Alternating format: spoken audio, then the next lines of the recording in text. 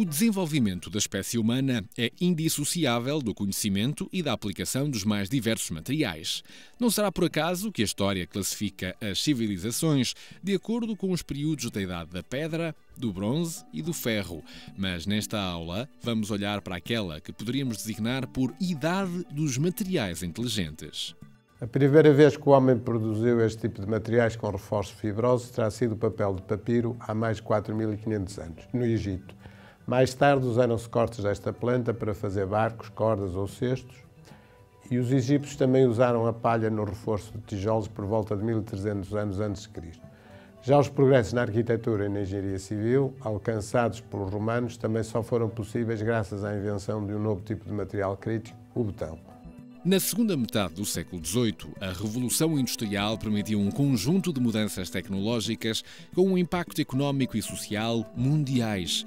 E só foi possível com a aplicação de novos materiais em maquinaria, equipamentos industriais e transportes. Nos últimos 100 anos, o conhecimento destes materiais e das suas aplicações tem vindo a crescer a um ritmo estonteante, com um impacto incontornável nas nossas vidas e atividades do dia-a-dia. Hoje vivemos na idade dos plásticos, dos materiais compostos, cerâmicos e nanomateriais que determinam modernas tecnologias em áreas como os transportes, informação, comunicações, segurança, construção, agricultura e até na saúde.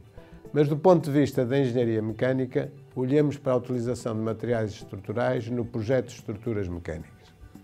O cálculo e a análise de estruturas é normalmente considerado como o ramo da engenharia civil, associado a edifícios e a estruturas de grande porte, mas a verdade é que estas técnicas também são utilizadas frequentemente em engenharia mecânica, no projeto de máquinas, veículos, equipamentos médicos e outros itens onde a integridade estrutural pode afetar o bom funcionamento, a segurança ou o conforto da utilização.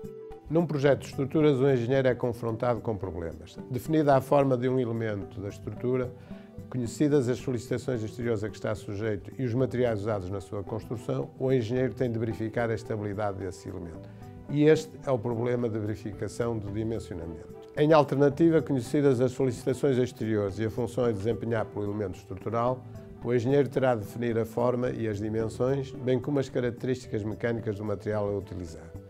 E aqui depara-se com o problema, o dimensionamento ou o projeto. A mecânica dos materiais e a mecânica das estruturas são muitas vezes associadas sob a designação de resistência dos materiais.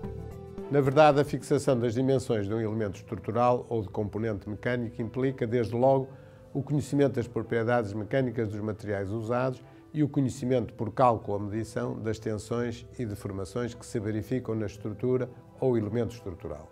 O projeto de uma estrutura implica a adequada escolha de materiais, sejam eles naturais, metálicos, poliméricos, cerâmicos, compósitos ou até nanomateriais. E a forma da estrutura pode ser condicionada pelo material escolhido. É necessário ter em conta as propriedades como a resistência e a tenacidade. Esta corresponde à capacidade do material absorver energia por unidade de volume antes de fraturar. E há ainda propriedades como a rigidez ou flexibilidade que também são essenciais para a continuidade de todas as formas de vida. Por exemplo, os esqueletos são órgãos mecânicos que dão rigidez à postura, mas também permitem movimento. Como tal, o material de um esqueleto precisa de rigidez e tenacidade. Uma estrutura é já uma assemblagem de materiais com o objetivo de suportar cargas. Nos últimos anos, o grande desenvolvimento na área das estruturas ocorre com o aparecimento dos computadores, que vieram facilitar a análise estrutural com o recurso a métodos numéricos, designadamente ao método dos elementos finitos e outras técnicas semelhantes. No início deste novo milénio, os materiais continuam numa encruzilhada entre os vários tipos de engenharia. A par destas solicitações de engenharias emergentes, as engenharias convencionais são ainda a força motriz para o desenvolvimento de materiais novos, processos de fabrico inovadores e das suas aplicações nas áreas mais variadas. E podemos antecipar novas tendências. Os materiais e processos de fabrico deverão preservar o ambiente, sendo simultaneamente o motor das transformações tecnológicas de todas as engenharias. Novos campos da engenharia vão acabar por acrescentar novas exigências a solicitações convencionais. Engenharias emergentes, como a biomédica ou a aeroespacial, darão impulsos a novas tecnologias, sobretudo às nanotecnologias e aos materiais inteligentes e multifuncionais. As tecnologias de fabrico de materiais e sistemas em que são incorporados deverão ser também energeticamente mais eficientes e ergonómicos.